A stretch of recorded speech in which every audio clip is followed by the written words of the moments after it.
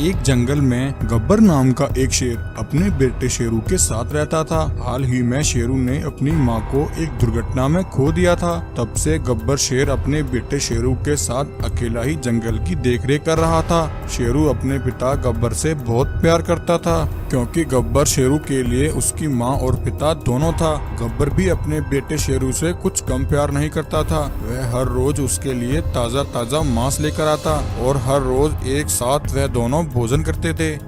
उसी जंगल में एक लालची बाघ रहा करता था। वह बाघ गब्बर शेर से बहुत नफरत करता था। वह हमेशा जंगल का राजा बनने के सपने देखता था। एक बार वह बाघ सोचता है, जब तक ये गब्बर शेर जीवित है मैं इस जंगल का राजा नहीं बन सकता। मुझे इस गब्बर शेर को अपने रास्ते से हटाना होगा।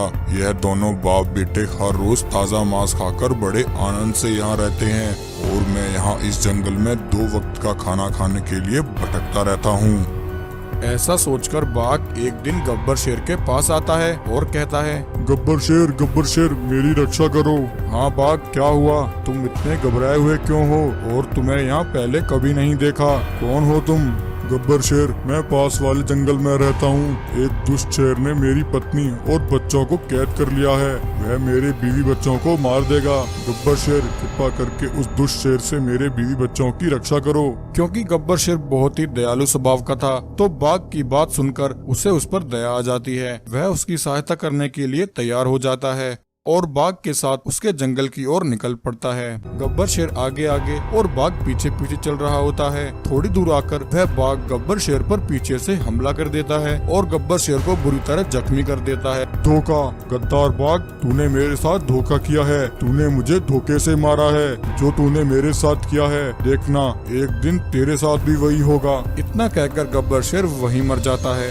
अब वह लालची बाघ गब्बर शेर की खाल पहन लेता है, लेकिन वहीं यह सब पीछे खड़ा एक भालू देख लेता है। हे भगवान, इस दुष्ट बाघ ने तो हमारे महाराज को मार डाला। अब मैं क्या करूं? यह दुष्ट बाघ शेरू को भी नहीं छोड़ेगा। शेरू अभी बहुत छोटा है, मैं उसे यह सब नहीं बता सकता। मुझे उसे बचाना होगा। तब भालू फौरन शेरू के पास पहुंचता है और उसे लेकर जंगल से चला जाता है। जब गब्बर शेर की खाल में वह लालची बाघ वहां आता है, तो गब्बर शेर के बेटे शेरू को वहां ना पाकर वह कहता है, अरे उस गब्बर का बेटा तो यहीं था। वह अचानक यहाँ से कहाँ गायब हो गया। खैर कोई बात नहीं, अच्छा हुआ वह यहाँ से चला गया, वरना मेरे हाथों मारा जाता। बाघ जंगल का राजा बन गया था। गब्बर शेर की खाल में उस बाघ को सभी जानवर अपना राजा ही समझ रहे थे। उधर भालू शेरू को लेकर दूसरे जंगल आ जाता है और अब वही शेरू का पालन पोषण करता है। कुछ समय बीत जाता है और शेरू अब बड़ा हो जाता है। अब एक दिन भालू शेरू को अपने पास बुलाता है और उससे कहता है, शेरू बेटा, अब वह समय आ गया है जब मुझे तुम्हें एक राज की बात बतानी है। क्या हुआ पिताजी? आप किस राज की बात कर रहे हैं? आखिर ऐसी कौन सी बात है जो आपने मुझसे छुपाई है? तब भालू शेरू को सारी बात बताता है कि उसके पिता गब्बर शेर की धोखे से एक लालची बाघ ने हत्या कर दी थी और उसके पिता की खाल पहनकर वह जंगल का राजा बन गया। शेरू उस समय बहुत छोटा था, इसलिए भालू ने उससे यह बात छिपाई। भालू की बात सुनकर शेरू को बहुत दुख होता है और अब उसे उस दुष्ट बाघ से अपने पिता की मौत का बदला लेना था। शेरू एक प्लान बनाता है और तेजी से उस बाघ की गुफा की ओर भागता है।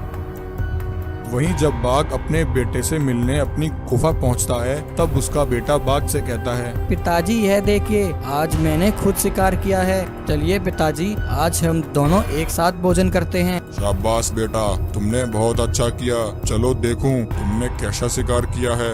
यह कहकर बाघ वह मांस खाने लगता है। मांस खाते ही बाघ जमीन पर गिर जाता है और वहीं तड़प तड़प कर मर जाता है। शेरू अपने ऊपर से बाघ के बेटे की खाल उतार देता है, क्योंकि वह कोई बाघ नहीं था बल्कि उसकी खाल में गब्बर का बेटा शेरू था। दरअसल जब शेरू भागकर बाघ की गुफा पर पहुंचा, तब उसका बेटा अपने पिता बाघ का इंतजार कर रहा था। शेरू उस बाघ के बच्चे को मारने ही वाला था, परंतु फिर उस छोटे मासूम बाघ को देखकर उसे उस पर दया आ गई। नहीं, मैं इस मासूम बच्चे के साथ वह सब नहीं करूँगा। और यह सोचकर शेरू ने बाघ के बेटे की नकली खाल पहन ली।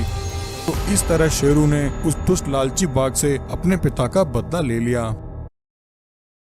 एक जंगल में 3 रंगीन शेर रहा करते थे। उन तीनों शेरों में एक शेर का रंग सफेद, एक का रंग हरा और एक नीले रंग का शेर था। वह तीनों रंगीन शेर बहुत शांत मिजाज के थे। वह एक दूसरे के साथ कभी भी झगड़ा नहीं करते थे और एक साथ मिलकर अपने जंगल के सभी जानवरों की रक्षा करते थे और जंगल में बड़े मजे से रह रहे थे।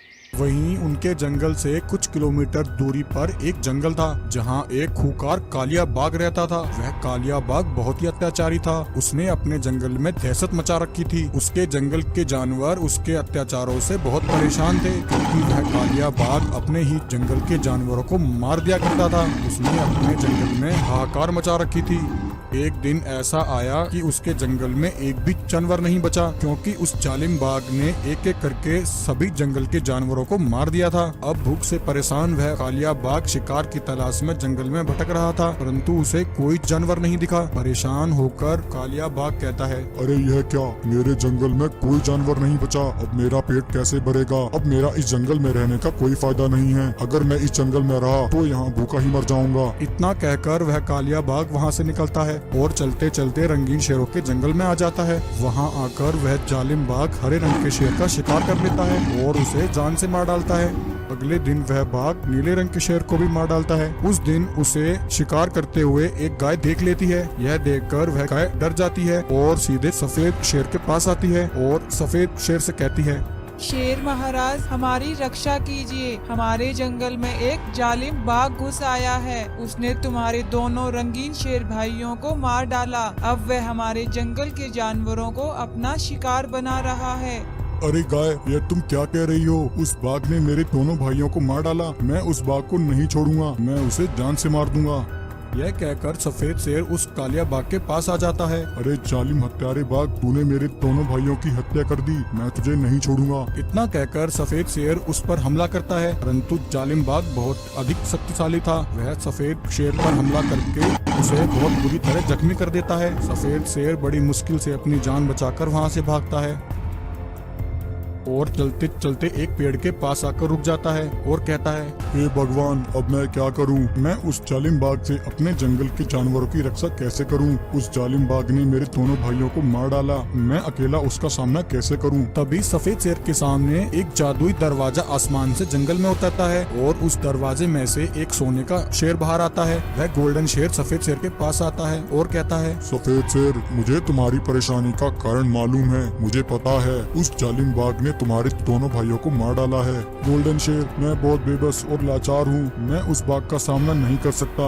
हाँ सफेद शेर, वह जालिम कालिया बाघ बहुत ही शक्तिशाली है। तुम ऐसे उसका सामना नहीं कर सकते। मैं तुम्हें यहाँ उस अत्याचारी बाघ से बचाने के लिए ही आया हूँ। तुम्हारे पिता गब्बर शेर मेरे बहुत अच्छे मित्र थे। तुम उस समय बहुत छोटे थे। तब एक दिन तुम्हारे पिता ने मेरी जान बचाई थी। तुम्हारे पिता का मुझ पर बहुत बड़ा एहसान है। सफेद शेर, तुम इसी समय अपने जंगल के सभी जानवरों को लेकर काली पहाड़ी के पीछे चले जाओ। वहाँ तुम्हें एक विशाल लंबे पैर वाला शेर दिखाई देगा जिसके आगे लंबी सीढ़ियाँ लगी होंगी। तुम सभी जानवरों को लेकर उन सीढ़ियों के रास्ते उस लंबे पैर वाले शेर के अंदर चले जाना। वह स्थान बहुत ही सुरक्षित है। इससे पहले कि वह जालिम बाघ तुम्हें नुकसान पहुँचाए, जल्दी से जाकर वहाँ छिप जाओ।